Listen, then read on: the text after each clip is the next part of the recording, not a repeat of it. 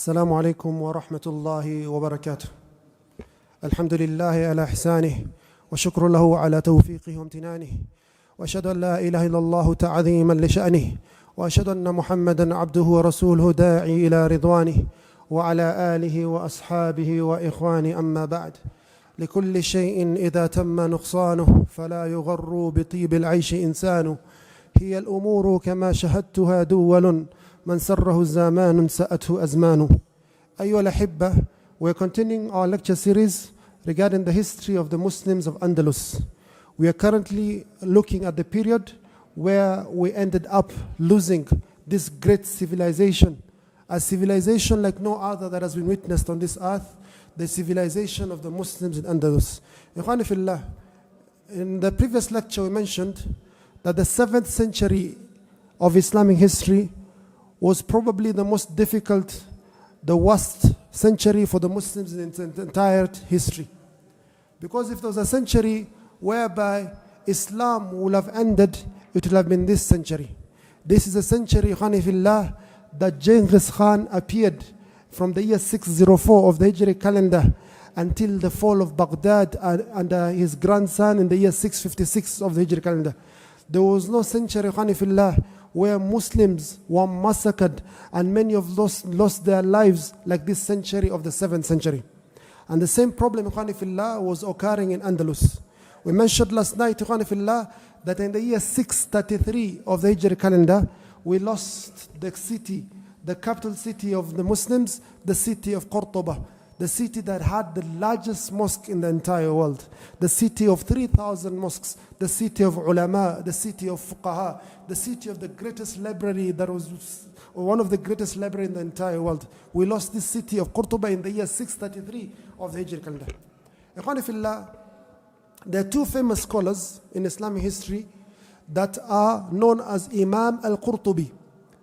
The best tafsir after the tafsir of Ibn Jarir al-Tabari is the tafsir of Imam al-Qurtubi.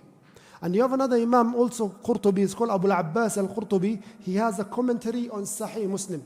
He lived within this period that Qurtuba fell. Qurtuba fell in the year 633. He himself, he died in the year 656 of the Hijri calendar. Ikhwani fillah, when someone talks about their hometown, or their hometown is taken away from them, you expect them to talk about it with love, with you're feeling some loneliness that you're not having that place.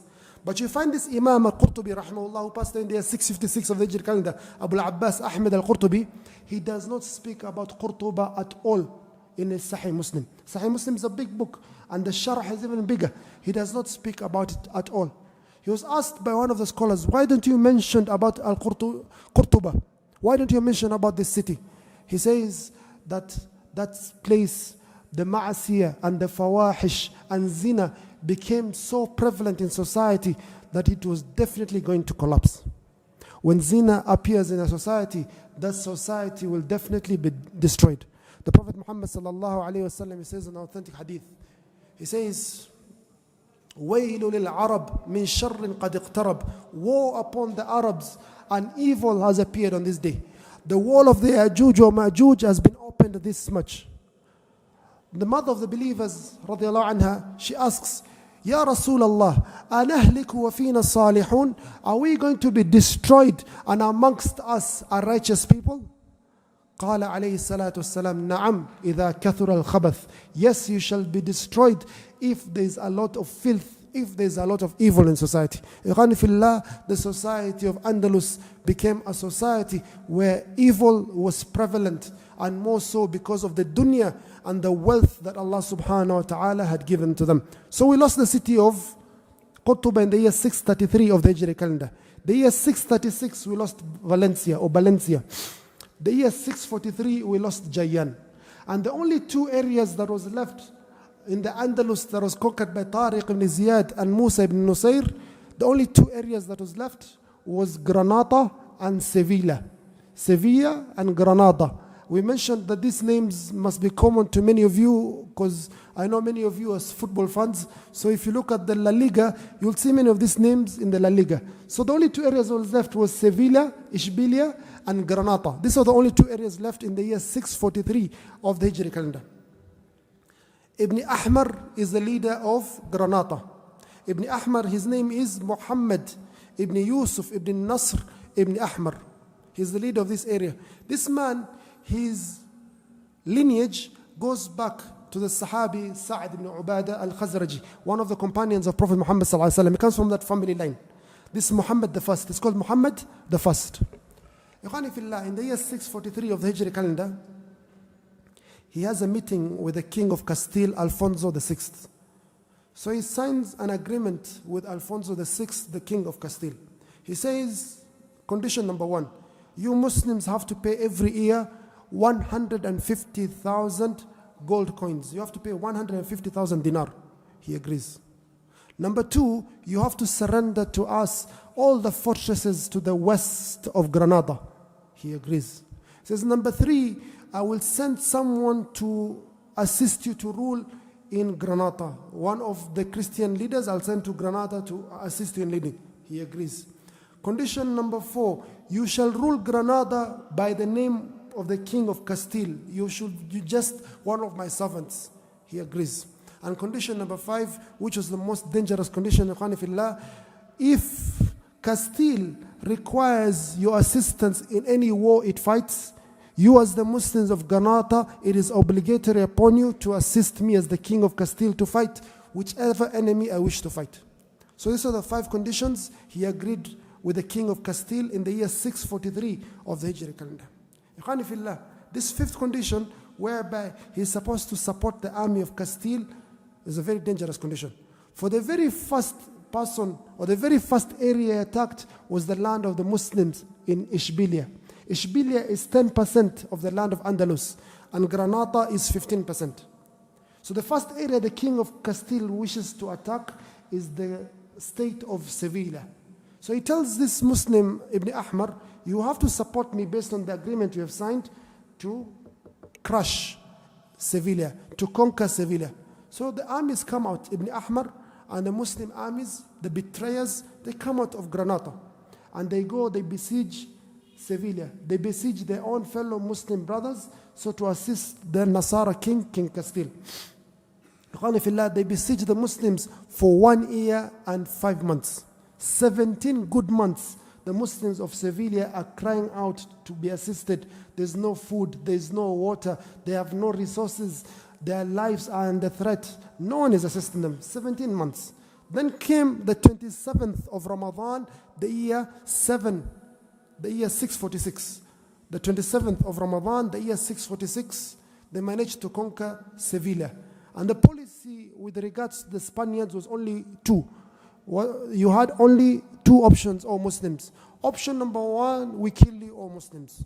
Option number two, you leave the land that you're staying in. So 400,000 Muslims, they had to leave the city of Sevilla. This is the second largest city of the Muslims in Spain, in Andalus. This city that had the Grand Mosque of Sevilla, built by Abu Yusuf Yaqub al-Mansur al-Muwahidi, that had the biggest minara, they had to leave the city. And all its wealth and its glory and its history, they had to leave it. So they leave it, and the first thing the king of Castile does when he enters it, he goes to the mosque of Sevilla, the Grand Mosque, and he puts the silver cross on it. It is now a cathedral from that date on till today. It has never gone back to the fold of the Muslims, and if you study it, you find it was the betrayal of that deed of Granada, Ibn Ahmar, who assisted the king of Castile to capture it. So all those Muslims are expelled. Some of them go to Morocco, North Africa. May Allah subhanahu wa ta'ala assist them in the trial they're getting right now with the earthquake. Say Amin. And the rest go to Granada. This is the year 746 of the Hijri calendar. So he continues agreements with the king of Castile, this Ibn Ahmar, Muhammad Ibn Yusuf Ibn Nasr Ibn Ahmar, Muhammad the First. But these people don't keep their word, as we mentioned so many times. أَوَكُلَّمَا أَعْهَدُوا أَهْدَى نَبَذَهُ فَرِيقٌ مِّنْهُمْ بَلْ أَكْثَرُهُمْ لَا يُؤْمِنُونَ. They don't keep their word. Ever. The people of Europe, especially the non-Muslims, whatever agreement you sign with them, they won't. So every time they keep attacking a village of the Muslims, they take it over, a town of the Muslims. Muhammad says, we have an agreement, can't do anything about it.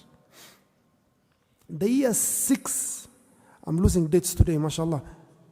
The year 671 of the Hijri calendar reaches. And Castile is fed up now with the Muslims. It wants to take over the entire of Granada. So he prepares an army. The leader of Castile at the time is called Alfonso X. Ikhwani fillah, it was not easy for Granada to be captured by the Nasara. Why? Because all the Muslims that were expelled from Valencia, from Barcelona, from any city, from Sevilla, from Cordoba, from Jayan, all these areas, they were landing in Granada. So the population of Granada was very high. Also, they had many fortresses. Granada is also to the south, near Morocco. You just have to cross the Mediterranean, which is not very far. 13 kilometers, you're in Granada. So Granada was not an easy place to conquer for the kingdom of Castile.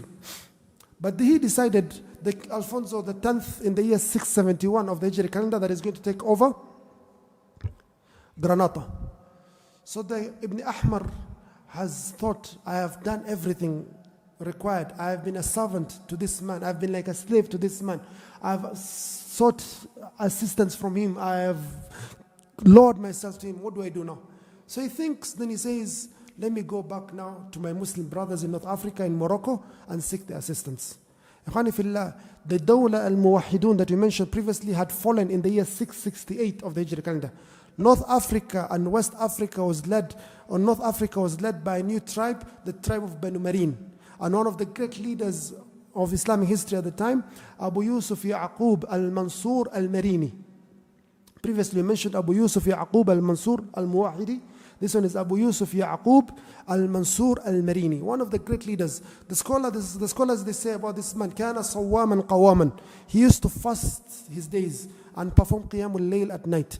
كثير الذكر. Every time you find him remembering Allah subhanahu wa ta'ala. متواضعا. He used to be humble to Allah subhanahu wa ta'ala. شجاعا مقداما. He was very brave. مكرما للسلحاء. He used to be generous to the righteous people. Jawadan Kariman. They had very many attributes. And from the attributes they say about this man, Abu Yusuf Yaqub al-Marini, Lam tuhzam lahu raya. He has never lost a battle he has fought. In his entire life, he has never lost a single battle he has fought.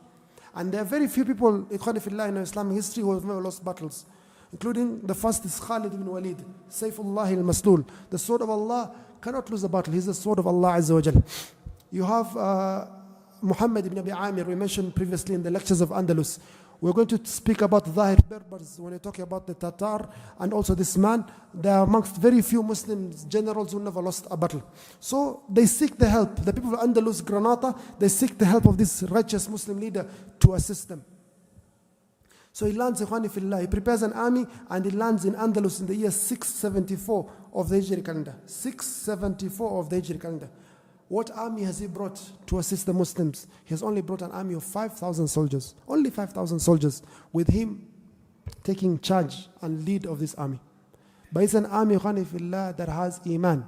It has taqwa. It has a connection with Allah subhanahu wa ta'ala. Such an army is not easy to defeat. An army of Muslims, even if you're one Muslim, you can defeat. They used to say about Zubayr ibn Awam, Al-Qaqa ibn Amr. Some of the Sahaba and the Tabi'in, they say this man is worth 1,000 people. He's able to fight 1,000 people according to Islamic history. Some people are that brave, the Iman and their relation to Allah subhanahu wa ta'ala. So the year 674 of the Hijri calendar, 5,000 from the Bani Marine, they come from Morocco, they cross into Andalus, to Granada. 5,000 from the army of Ibn Ahmar joins him. Sorry, I forgot to mention that the first Ibn Ahmar had passed away in the year 671 of the Hijri calendar. His son, who's also called Muhammad, they all call Muhammad. From now on, every leader of Spain is called Muhammad.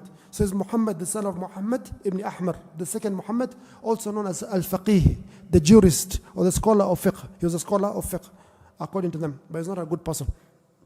So he's the leader of the Muslim. He comes 5,000 from the people of Andalus and 5,000 from the people of Maghrib or from Morocco. They go to a place near Cordoba to meet the king of Castile, who surprises them with an army of 90,000 soldiers. So 90,000 soldiers led by a man called Dononio ibn de la Vera or something like that. I don't know how to pronounce the name. It's a Spanish name. Dononio ibn la Vera or de la Vera. They meet in the battle of Dononio in the year 674 of the Hijri calendar. 10,000 Muslims versus 90,000. So the Muslims are sure that this is a time that we're going to leave this world. So the leader, Abu Yusuf Yaqub al-Marini, gives a khutbah to them. He says, أَلَا إِنَّ الْجَنَّةَ تَحْتَ ظِلَالِ السُّيُوفِ. Know that Jannah is under the shade of swords.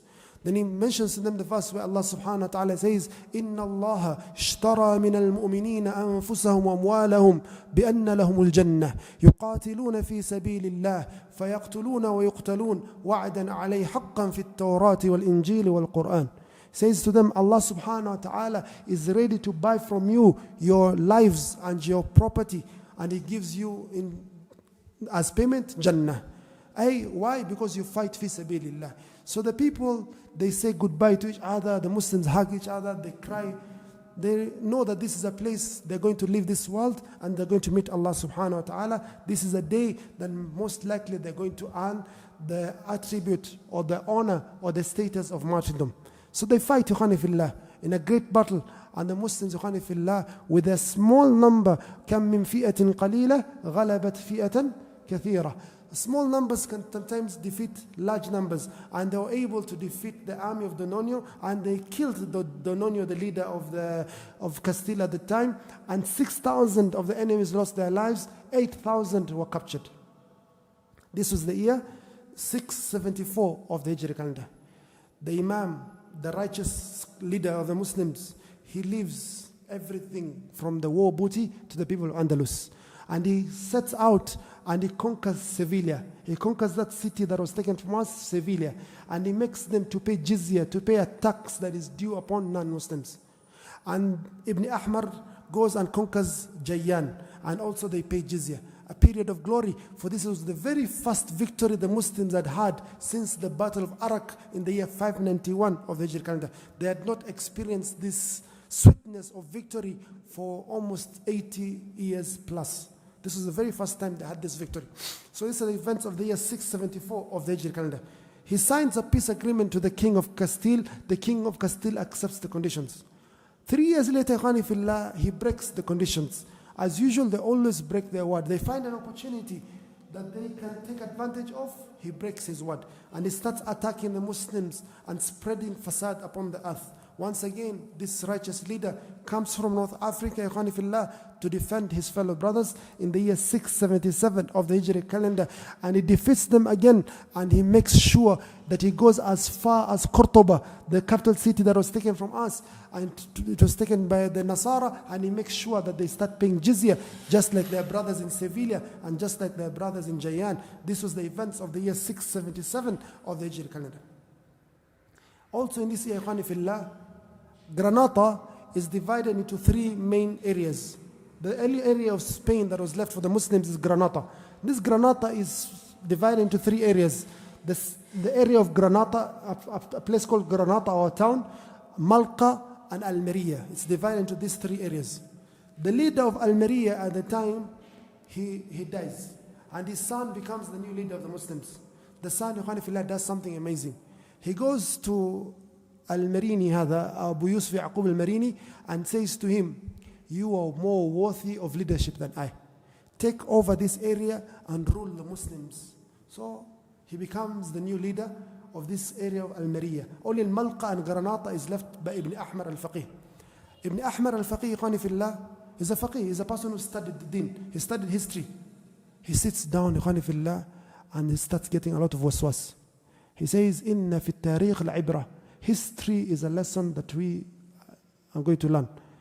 Al-Mu'tamid ala Allah ibn Abbad, we mentioned in the previous lectures, he called Yusuf ibn Tashafin to assist them in Andalus, and Yusuf ibn Tashafin ended up taking up the entire Andalus because of the fatwa of the scholars. So he said that this man, Abu Yusuf Yaqub al-Marini, is going to take over my entire kingdom. So he does something, betrayal. He goes to his enemies, the kingdom of Castile. He goes to the Nasara king Alfonso X, and he forms an agreement with him. He allies himself with the king of Castile to attack the Muslims, to fight this man, Abu Yusuf Yaqub al-Marini, and to take over the area, the island of Tarif. The island of Tarif is between Morocco and Andalus. He betrays the Muslims. Why? Because he's afraid of his seat. He's afraid of the throne. He does not care about the ummah of the Muslims. As long as he lives, even if it's a life of humiliation, as long as he is that power and that glory, he does not care. He signs this agreement, and they go to take over at Tarif, this island of Tarif from Abu Yusuf Yaqub al-Marini. But this man, Ikhwani Fillah, has never lost a single battle in his entire life. He does not know the humiliation of defeat. He does not know the agony of defeat. He defeats them thoroughly. The king of Castile and his army ran away and they leave Ibn Ahmar in the battlefield. Ibn Ahmar is by himself in the battlefield. No one with him. He comes and apologizes and makes excuses and says, I'm your brother in deen, I'm your elder, blah, blah, blah. He's left alone. He forgives him. Abu Yusuf Yaqub al-Marini, he forgives him because he has a clean heart. He forgives him and he returns him back to his seat. He goes back to North Africa.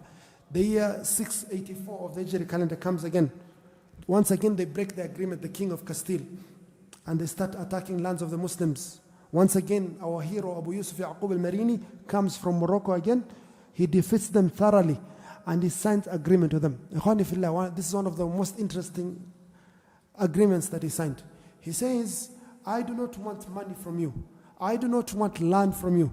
The only thing that I want as the leader of the Muslims of Morocco, all the Muslim books that are left in Cordoba, in Sevilla, in Tulaytila, in Valencia, in Barcelona, all these areas used to be Muslims. They left their books and their libraries. Give me all those books. That's the only condition.